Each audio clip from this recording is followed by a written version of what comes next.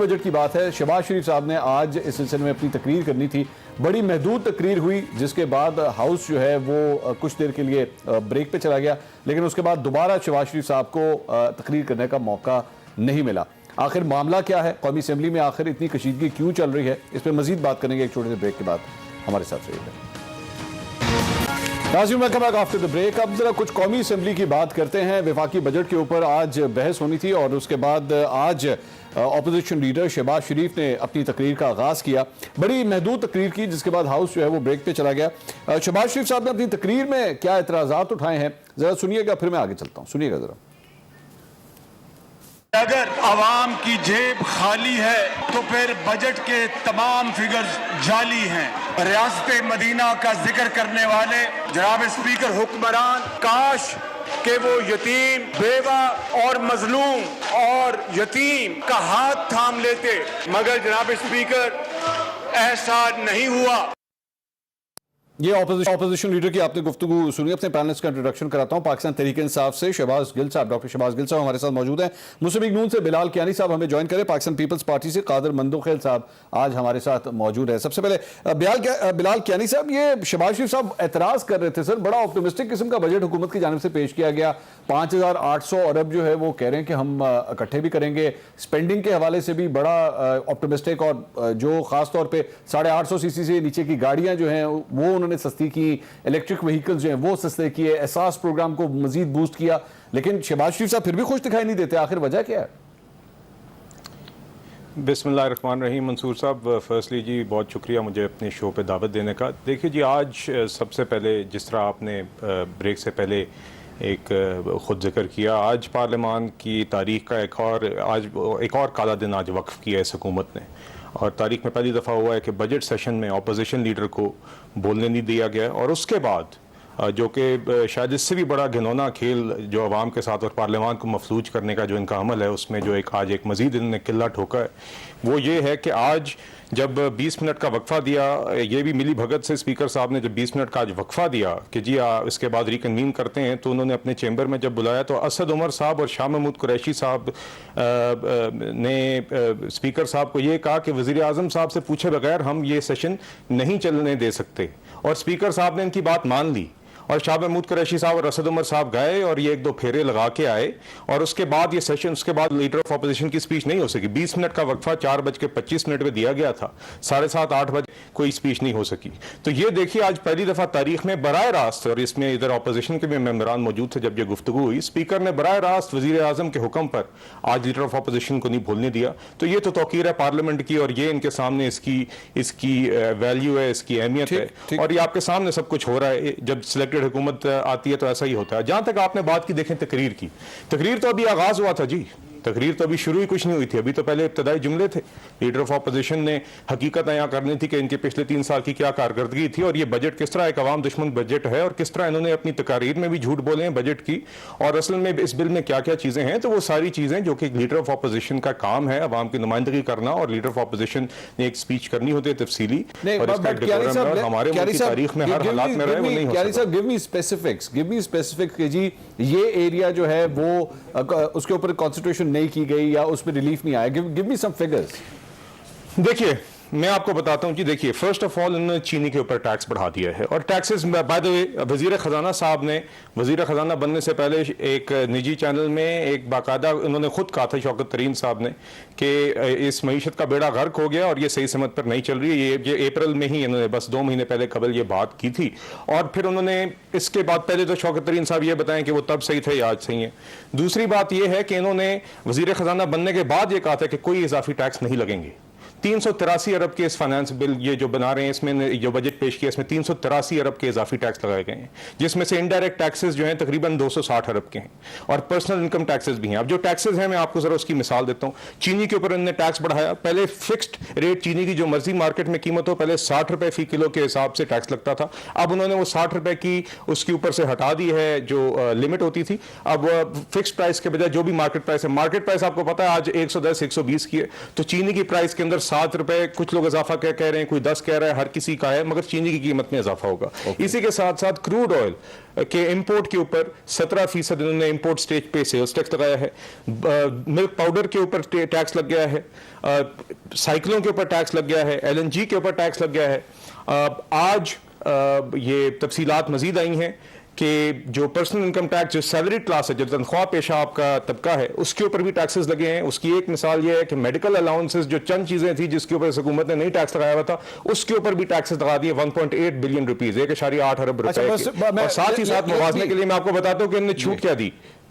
Late me come back to you. छूट ये दी कि जी साथ ही साथ इन चीज़ों का जरा मैं जल्दी से जवाब ले लूँ। डॉक्टर शहबाज गिल साहब, ये जो चीज़ें पिन पॉइंट की जा रही हैं, आर दीज फैक्चुअल फिगर्स, ये जो बात कर रहे हैं कि वाकई मतलब शुगर के ऊपर जो है, शुगर की प्राइस भी अब इंक्रीज होगी, तेल जाहिर बात है, ये तो सबसे इंपॉर्टेंट एक एलिमेंट है कि अगर उसकी कीमत, पेट्रोल की कीमत बढ़ेगी तो फिर हर चीज़ की बढ़ेगी, इन्फ्लेशन जो महंगाई है वो मजीद इंक्रीज करेगी। जरा इसके सर फैक्चुअल सिचुएशन बता दीजिएगा क्या है। बिस्मिल्लाहिर्रहमानिर्रहीम। आपका बहुत शुक्रिया मंसूर। देखिए, पहले तो कियानी साहब ने एक पॉलिटिकल रेटरिक दिया जो वो उसका मैं जवाब दे दूं। पाकिस्तान की जो हिस्ट्री है उसमें जो पार्टीज़ हैं वो पॉलिटिक्स करती हैं, पार्लियामेंट के बाहर भी करती हैं और पार्लियामेंट के अंदर भी करती हैं, लेकिन आपके प्रोड्यूसर के पास एक्सेस होगी। आप ज़रा दिखा दीजिए जब नवाज शरीफ टैक्स की स्पीच करते थे या पार्लियामेंट में कोई स्पीच भी करते थे तो पाकिस्तान तहरीक इंसाफ क्या करती थी। बाकी सब लोगों पे शोर मचाया जाता था, लेकिन प्राइम मिनिस्टर का एक ऐसा ऑफिस होता है कि जो, क्योंकि वो पूरे मुल्क के प्राइम मिनिस्टर होते हैं, तो ये पाकिस्तान के अंदर एक मुसद्दका असूल समझ लें, इसे एक ज़ाब्ता समझ लें, एक इखलाकियात थी कि प्राइम मिनिस्टर जब भी मुल्क का बोलता था तो उसकी बात सुनी जाती थी। और मैंने आपको कहा कि आप नवाज शरीफ साहब की स्टेटमेंट्स देख लें, बजट की उनकी स्पीच देख लें, आपको नजर आ जाएगा कि नवाज शरीफ साहब को इंटरप्ट किया जाता था या बोलने दिया जाता था। और वो टाइम था जब नवाज शरीफ साहब पनामा में झूठ बोल चुके हुए थे, जब नवाज शरीफ साहब कह चुके थे कि हजूर ये हम उजराए, और रंगे हाथों पकड़े जा चुके थे। इन्होंने पहले दिन से, जब से पार्लियामेंट शुरू हुई, इन्होंने जब भी प्राइम मिनिस्टर बोले इन्होंने ये किया। तो मैं इनकी खुशखबरी के लिए बता दूं कि हमें शहबाज शरीफ की कमजोरी का पता चल चुका हुआ है। शहबाज शरीफ सिर्फ कागजी शेर हैं, शोर हो तो वो तकरीर नहीं कर सकते। हमारा प्राइम मिनिस्टर तो फिर भी कर लेता है। आपका जो शहबाज शरीफ है वो बेचारे के इर्द गिर्द शोर मचाए, उससे तकरीर ही नहीं होती। तो शहबाज शरीफ को तो हम तकरीर नहीं करने देंगे जब तक शहबाज शरीफ घर जाके आप लोगों को तमीज नहीं सिखाएंगे और आपको ये नहीं बताएंगे कि जब मुल्क का प्राइम मिनिस्टर बोलता है तो तहजीब से बिहेव करते हैं, जब मुल्क का प्राइम मिनिस्टर बोलता है तो वहां पर जैसे स्कूल के बच्चे भी जो हरकतें नहीं करते वो नहीं करते। जब तक आप वो तरीका नहीं सीखते, तमीज नहीं सीखते, शहबाज शरीफ हो या कोई और हो, हम बोलने नहीं देंगे। ये डॉक्टर साहब इन्होंने कब किया ये? जैसा मुंह होगा वैसी चपेट पड़ेगी। अब मैं अगली बात करता हूं। डॉक्टर साहब मुझे जरा बताइए, ये इन्होंने कब किया? डॉक्टर साहब ये कब बात कर रहे थे जब इन्होंने इंटरप्ट किया? ये इंटरप्ट पहले दिन से प्राइम मिनिस्टर की कोई स्पीच भी अच्छा, पहले की अगर तो ये पार्लियामेंट के अंदर बैठे हो, मैं ये कह रहा हूं, अभी तो प्राइम मिनिस्टर स्पीच नहीं, सुबह करने आई है, सुबह यही काम करेंगे जिसका अभी एतराज कर रहे थे ना। देखिए, अगर मुझे एक चीज से एतराज है, आप मुझ पे अभी कहते हैं कि गिल साहब आप बहुत ऊंचा बोल रहे हैं, मुझे एतराज है, तो आप खुद तो ऊंचा नहीं बोलेंगे ना, आप खुद शाइस्तगी से बोलेंगे, क्योंकि आप मेरे पे एतराज कर रहे हैं। मैं आप पे एतराज करूं, मंसूर साहब मुझे आपकी इस बात पे एतराज है, तो मैं खुद वो नहीं कर रहा हूँ ना, लेकिन अगर मैं खुद पहले कर रहा हूँ तो मेरे पास कोई हक नहीं मैं आप पे एतराज करूं। तो पहली बात तो ये कि आप प्राइम मिनिस्टर की कोई स्पीच भी देख लें, या तो ये बाइकआउट पे अगर बाहर हो तो सन्नाटा होगा, क्योंकि ये है ही नहीं असेंबली में। जब ये असेंबली में होंगे तो सुनेंगे नहीं। अब दूसरा काम ये है कि कियानी साहब एक पढ़े लिखे आदमी हैं, जेपी मॉर्गन में भी काम किया हुआ है, यहां पे भी। इनसे मैं झूठ की तवक्को नहीं करता था। इन्होंने आपके शो पे गलत बयानी की कि चीनी पे नया टैक्स लगा दिया। अब अगर एक फाइनेंस का एक्सपर्ट ना हो और एक आम शहरी हो ना, मैं और आप भी हो, चले मैंने बिजनेस पढ़ा है लेकिन फाइनेंस स्पेसिफिकली नहीं, तो हम ऐसी कोताही कर दें तो चले वो गलत बयानी के जुम्मे में नहीं आएगी। ये कहा जाएगा कि यार हमारा इल्म कम है, तो हमसे गलती में कोताही हो गई, बात गलत हो गई। ठीक है। लेकिन जब एक फाइनेंस का जो अपने आप को एक्सपर्ट कहता वो ये बात कहे, तो इसका मतलब वो जानबूझ के पब्लिक के सामने झूठ बोल रहे हैं। अच्छा। तो ये जानबूझ के गलत बयानी कर रहे हैं। चीनी को 3rd शेड्यूल में डाला गया है, कोई नया टैक्स नहीं लगाया गया, सिर्फ ये किया गया है कि जो टैक्स आप कहते हैं कि आप हमसे 60 रुपए पे टैक्स लें और बेचते हैं चीनी आप 90 रुपए पे आवाम को, और आगे 90 रुपए के ऊपर टैक्स इकट्ठा किया जाता है, वो सारी पिलफरेज हो जाती है। हमने कहा जिस कीमत पे आपको तो पता है ना कि आपकी मार्केट प्राइस क्या है, चीनी की मिल को तो पता है ना, तो आप उस कीमत पे हमें टैक्स दें। और ये यहां आवाम को गुमराह करने के लिए, जो नून लीग का काम है, देख ले इनके पढ़े लिखे लोग भी झूठ बोलते हैं आके, जो नून लीग का काम है उन्होंने कहा नया टैक्स लगा दिया, हालांकि किसी किस्म का कोई नया टैक्स नहीं लगाया। सिर्फ यह कहा गया है कि चीनी की जिस कीमत पे आप कहते हैं जी 60 रुपए पे हमने टैक्स देना है, बेच आप 90 रुपए पे रहे हैं, उस पर आप टैक्स नहीं देते, क्यों भाई? ये इसलिए कि आपकी अपनी मिलों को फायदा हो, या आपकी जो अपनी शुगर माफिया आपने उसको फायदा देना है। हमने तो ये कहा है कि जो चीनी की असल कीमत है उसके ऊपर हमने टैक्स लगाना है। खुर्दनी तेल हो, घी हो, उसके ऊपर अजाफी ड्यूटी जो है वो खत्म कर दी गई है। फजाई सफर, डेबिट कार्ड, मादनियात की तलाश में जो विद होल्डिंग टैक्स था वो खत्म कर दिया गया। मैं सिर्फ आपको चंद बता रहा हूं, ये कह रहे थे नए टैक्स लगे हैं, बैंक से रकम निकलवाने, stock market, margin financing, with holding tax in पे नहीं लगेगा। अब मोबाइल रिचार्ज पे भी विद होल्डिंग टैक्स कम कर दिया। अब आप कार्ड डालेंगे मोबाइल में तो आपको ज्यादा पैसे मिलेंगे। ये 12.5% से कम करके 10% कर दिया गया। किताबों, जरायद, जरी सामान पे विद होल्डिंग टैक्स खत्म कर दिया। कुरान शरीफ जिसके ऊपर जिस पेपर पे छपता है उसके ऊपर ड्यूटी खत्म कर दी गई। ये तौफीक इनको कभी नहीं हुई। फलों के रस पर आयद ड्यूटी जो है वो खत्म कर दी गई। सनती सामान के ऊपर आयद ड्यूटी जो है वो 20% खत्म कर दी गई। इलेक्ट्रॉनिक गाड़ियों की मकामी मैन्युफैक्चरिंग के लिए जो किट्स की दरामद है उस पर टैक्स छूट दी गई। उसके साथ साथ आप देखें तो मकामी तौर पर बनाई गई 850 सीसी गाड़ियां जो है वो 4 से 5 लाख, 4 लाख, 3 लाख डिफरेंट गाड़ियों की डिफरेंट होगी, वो सस्ती होंगी इंशाल्लाह।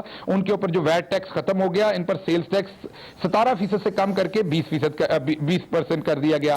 850 सीसी गाड़ियों के जो आपके उसके कंपोनेंट्स हैं उनकी दरामद पर टैक्स खत्म, विद होल्डिंग टैक्स खत्म कर दिया। और आपने 10 मिलियन तक सालाना टर्नओवर वाली घरेलू सनतों को जो है उनको भी सेल, आपने एक छोटी वर्कशॉप बनाई है, आपने खराद की दुकान बनाई है, आपने फर्नीचर की वर्कशॉप बनाई है, आपने कोई और काम किया है जिसका पहले 10 लाख रुपया था इनकी हुकूमत में। अगर आपका 10 लाख रुपए तक आपका टर्नओवर है तो आप टैक्स आप पे लगता था। हमने कहा कि उसको 30 लाख तक कर दिया ताकि छोटी सनतें जो है वो बिजनेस कर सकें। आपकी पर कैपिटा इनकम 1,86,000 रुपए थी, वो 2,46,000 रुपए हो गई। आपको करंट अकाउंट डेफिसिट ये 20 अरब डॉलर छोड़ के गए थे, वो आज सिफर है। इनको फॉरेन रिजर्व मिले थे 18 अरब डॉलर के, ये हमें छोड़ के गए 7 अरब रुपया, हम वापस 24 अरब पे ले गए। एक्सपोर्ट्स हमने 13% बढ़ा दी। अगर आप ट्रैक्टरों की सेल देखें, मोटरसाइकिल की सेल देखें, कारों की सेल देखें, सारी चीजें ऊपर चलेगी। टैक्स में तो कुछ नहीं है, लेकिन जैसे इनके फाइनेंस झूठ बोल सकते हैं। आप खुद देख लीजिए कि इन लोगों का तो काम है झूठ बोलना, तो इनको मौका दें ताकि ये दोबारा झूठ बोल सके। नहीं सर, आप ब्रेक ले लेते हो, मैं यानी सर मैं आई कम टू यू। मंदुखिल साहब से भी बात करेंगे एक छोटे से ब्रेक के बाद। हमारे साथ